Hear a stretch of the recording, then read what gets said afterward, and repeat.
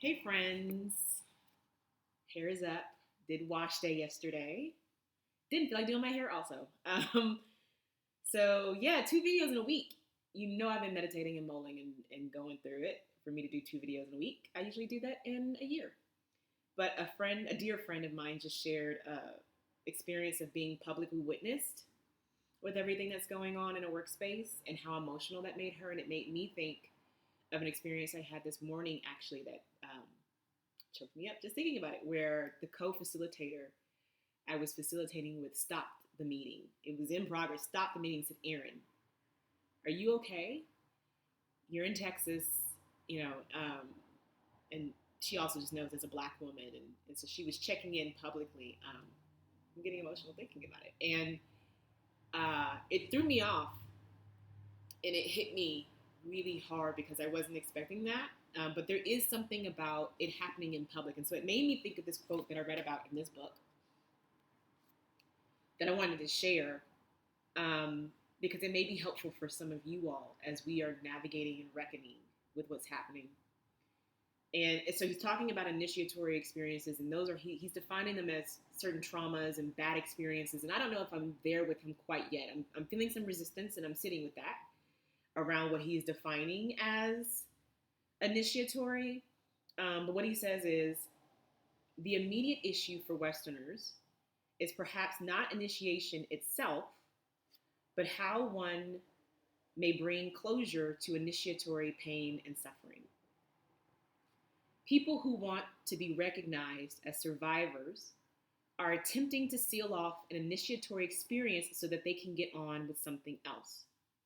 Because when suffering is met with recognition, it passes. It is the absence of radical and genuine recognition and acknowledgement that makes suffering grow larger. I'll say that again. It is the absence of radical and genuine recognition and acknowledgement that makes suffering grow larger. Initiation and the suffering that accompanies it end when an individual's experiences are acknowledged by others. Radical recognition takes place when a community witnesses and supports the hardship being endured by a person or the wound he or she or they suffered. And so I share that because I've always said that people just want to be acknowledged, accepted, and appreciated. But really, acknowledgement I've seen in my work is essential. And so this concept of radical and genuine recognition and acknowledgement resonated with me. But what resonated most that I am seeing firsthand today is it's one thing when it's one-on-one, which I have actually appreciated. I've had a dozen people at least reach out and check in with me, which has made me feel so seen. And there's something about community when it happens in and with by community that creates it's different.